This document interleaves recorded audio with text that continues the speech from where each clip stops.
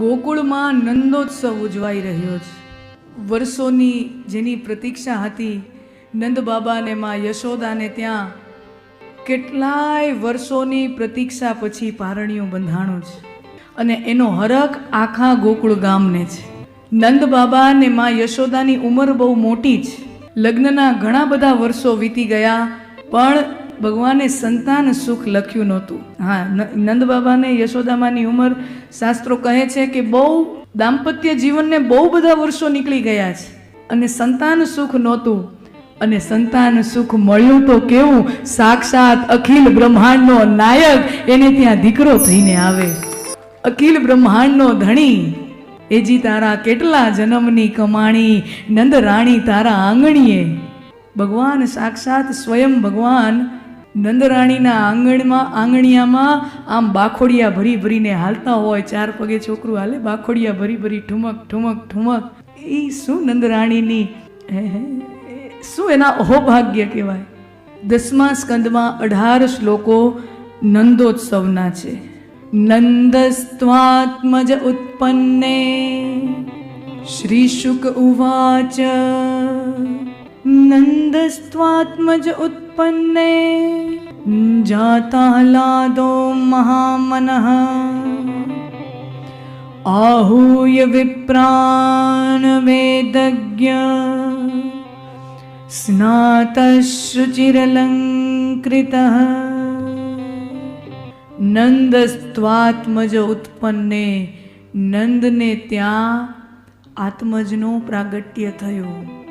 નંદને ત્યાં બ્રહ્મનું પ્રાગટ્ય થયું અને બ્રહ્મ જ્યારે અવતરે ત્યારે એક જ અનુભવ થાય, જાતાહલાદો મહામનઃ. આહલાદ એટલે આનંદ. આહલાદનો અર્થ થાય આનંદ.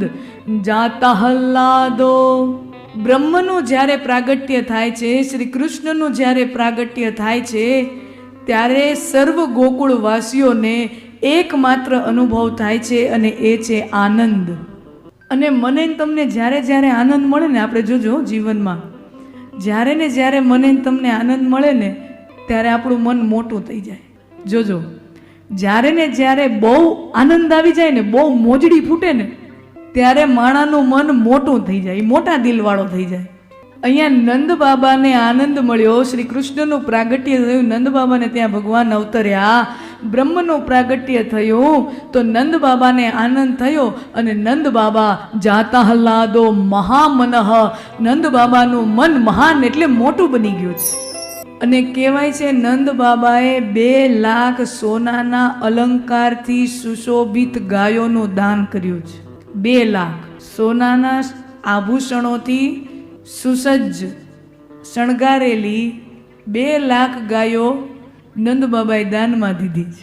આહુય વિપ્રાણ વેદજ્ઞ સ્નાત શુચિર અલંકૃત. આનંદ થયો એટલે નંદ બાબાનું મન મોટું થઈ જાય, માં યશોદાનું મન મોટું થઈ જાય. આ સુખ અને આનંદનો ફરક છે. સુખ મળે ને તો કદાચ મન હાંકડું થાય હો. સુખ મળે ને તો કદાચ મન હાંકડું થઈ જાય. સુખ મળે ત્યારે કદાચ આપણે લોભીએ થઈ જાય, આપણે કંજૂસે થઈ જાય. અને અમે નિયમ છે, જેમ જેમ લાભ વધે ને એમ લોભ વધે. જોજો, જેમ જેમ સુખ વધે, જેમ જેમ લાભ વધે ને એમ લોભ વધે.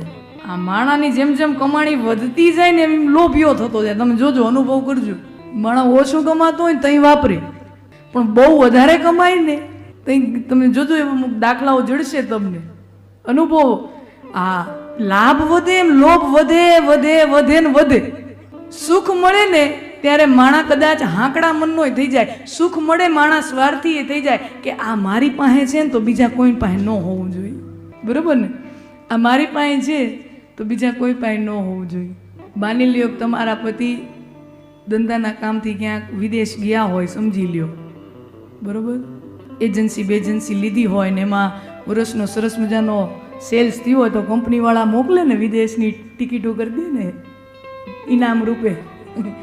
તો માની લ્યો કે કંઈક વિદેશમાં ગયા હોય ને તો પતિ ત્યાંથી તમારા પતિ 5000 રૂપિયાની પરફ્યુમની બોટલ લઈ આવે તમારા માટે. સમજી લ્યો, ઉદાહરણ તરીકે. માનો કે અહીંયા ગયા ને 5-10 હજારની પરફ્યુમની બોટલ, મોંઘા માયલી પરફ્યુમની બોટલ અટલીકડી હોય પરફ્યુમ એવું હોય ને, જેટલી મોંઘી ને એટલી નાની, 150 રૂપિયાની આવડી આવે, ઝીકું કરી નાખે માણસ. 5000 રૂપિયાની બોટલ હોય પરફ્યુમની, એટલી હોય, તમને ભેટ તરીકે લઈ આવે, વિદેશથી આવે, પત્નીને હાથમાં આપે, અને તમે એને બહુ જીરવીને વાપરો. હું કામ? કારણ કે મોંઘી છે, અમારા ઈવડા ઈએ દીધી છે, અને પાછી બહુ મોટી મોંઘી બ્રાન્ડની છે, એટલે આમ એનાથી તમને સુખ મળે છે, એટલે તમે પોતે જીરવીને વાપરશો. આમ જરાક એને આમ દબાવશો, વધારે નહીં, જરાક વધારે હળવી આંગળી, વધારે ન દબાવે છે. આ ઓલું સેનિટાઈઝર જેવું છે. આપણું ઘરનું ડબલું હોય ને તો જરાક પૂચુક, પણ ક્યાંક બહાર ગયા હોય ને બીજાનું ડબલું હોય તો પૂચુક. અહીંયાથી લઈને સેનિટાઈઝરથી નાઈ લઈએ આપણે. આપણું ઘરનું હોય તો જરાક પૂચુક, બીજાને ત્યાં ગયા હોય ત્યાં પૂચુક કરીને અહીંયા સુધી નાઈ લે. બધાય કોરોના મરી જાય ને અહીંયા જ્યાં આવ્યો હોય. એટલે માણસનો સ્વભાવ છે. તો સુખ મળે ને ત્યાં માણસ લોભિયો થઈ જાય, કંજૂસ થઈ જાય. 5000ની બોટલ હોય ને તમે જીરવીને કેટલી વાર સાંભળો, અને તમને પછી ફોન આવે. ઉનાળો થાય, છોકરાઓનું વેકેશન હોય સ્કૂલમાં, નણંદબાનો ફોન આવે, ભાભી છોકરાને લઈને મામાના ઘરે આવું છું. બરાબર? નણંદબાનો જેવો ફોન આવે કે ભાભી છોકરાઓને લઈને મામાના ઘરે આવું છું, એટલે ભાભીઓ શું કરે? આ બધું મોંઘા માયલું જે હોય ને બધું હંતાડી દે. બધું મોંઘી વસ્તુ હોય, હારી વસ્તુ હોય ને ભાઈઓ, હાચે આ બહેનોનું આવું હોય. આ રાજકારણ તમને અહીંયા સુધી, આ ભાજપ કોંગ્રેસનું રાજકારણ તો બહુ નાનું કહેવાય. સાચું રાજકારણ તમારે જોવું હોય ને તો તમને અહીંયા તમને ખબર પડે કે રાજકારણ કોને કહેવાય. ઓલા MP MLA ને શું આવડે? સાચું રાજકારણ તો અહીંયા હોય. તમારું સુધી ન પૂગતું હોય આ બધું. પણ મારો સ્ત્રી શરીર રહ્યું ને એટલે મને ખબર હોય, એટલે હું તમને કહું. એટલે પછી નણંદબા આવે એને, એટલે ભાભીઓ જે મોંઘું હોય ને, મોંઘા માયલી સાડી, ડ્રેસ ને પરફ્યુમ બધું હંતાડી દે, અને સસ્તું હોય ને બહાર કાઢે, સજાવી ડ્રેસિંગ ટેબલ ઉપર બધું નબળું ગોઠવી નાખે. પછી નણંદબા આવ્યા હોય અને નણંદબા ડ્રેસિંગ ટેબલ ઉપર ઓલો 150 રૂપિયાનો આવડો પરફ્યુમની બોટલ રાખી હોય, અને નણંદબા જરાક રૂમમાં જાય ને આમ જોઈ, પછી આમ જરાક આમ કરે, ભાભી આ સરસ છે, હે બેન તમને બહુ ગમ્યું, આ તમારું લઈ જાઓ.